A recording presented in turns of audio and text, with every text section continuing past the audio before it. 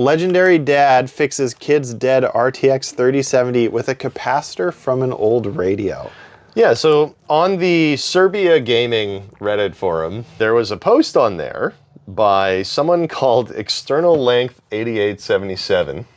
Not sure what that would be referring to, their external length. But they said, my dad, the electrician, fixed his RTX 3070 and saved 12,000 dinars, which I think we had translates to roughly $120. So on Tom's Hardware, they shared the story. But basically, the dad pulled a cap off of an old radio and fixed his kid's RTX 3070. Now, to me, I mean, it makes sense. Obviously, the guy's an electrician. He can tell what type of capacitor it needs and whether there's one that's available in another device. I think it's great.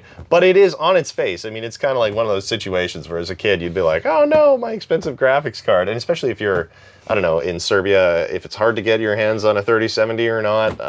They're all expensive right now. It's expensive for everyone. So yeah, just the fact that your dad could swoop in and fix it and not be like a gaming guy must have blown his mind. But I think that's a pretty cool little His dad did one other cool little upgrade is he switched the thermal paste for something he uses for high voltage electrical lines, and apparently the card runs even better.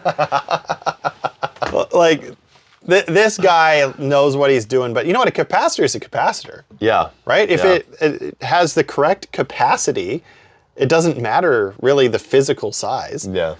Yeah.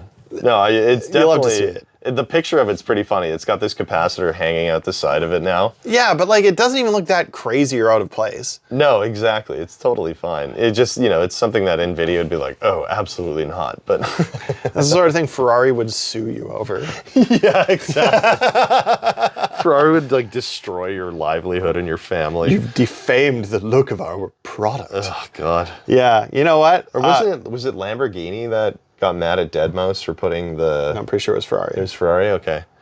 Was it the Nyan Cat or whatever? Yeah. I can't remember. Okay, hold on. Let's look it up. No, Ferrari, yeah. That's what I thought. Lol. Yeah, they're the only ones that care once they sold the product. Yeah. Bunch of jerks. Come at me, Ferrari. Yeah. Speaking of NVIDIA...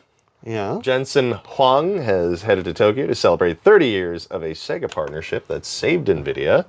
Aren't we all lucky? The 1080 is insane. You know what? Like, say what you want about NVIDIA, they have really driven stuff forward, even if on the business side they've made things much more expensive and profitable.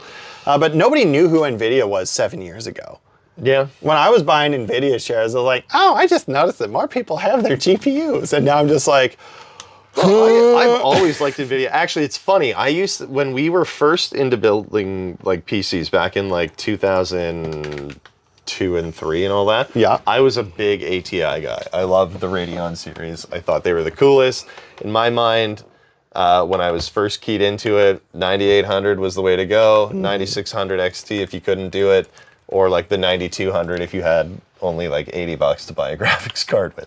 Because we would play Counter-Strike, and those were the cards that would run it. And so I was a huge ATI fanboy. I still get excited about old ATI cards, but now I gotta admit, I've only used NVIDIA now for the last, how many I've had? Like 3050, 2080, 1080, 1070. Like I've really not ventured outside in the modern world past NVIDIA. I had a 6800 OC.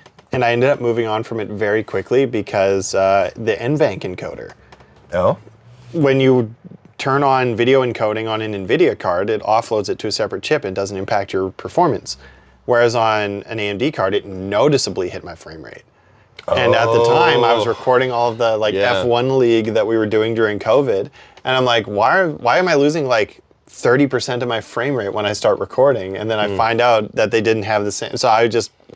got my 3070 and that's it. I remember you talking about that, yeah. I wish I'd kept that 6800 OC because I'd like to run some version of Linux that, you know, most of them have native support for AMD and NVIDIA support is kind of iffy.